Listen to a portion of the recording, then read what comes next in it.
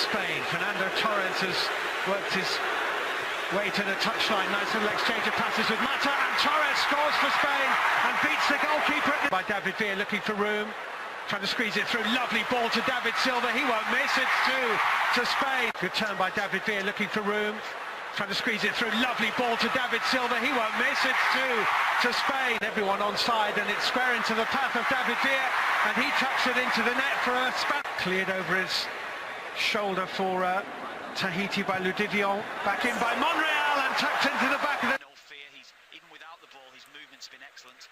That's nice from David Silva. Queuing up in the middle, it could go back to Torres. It does, and Spain... David Villa is onside, and the goalkeeper's missed it, and Spain have 7. Kevin, a long time to go.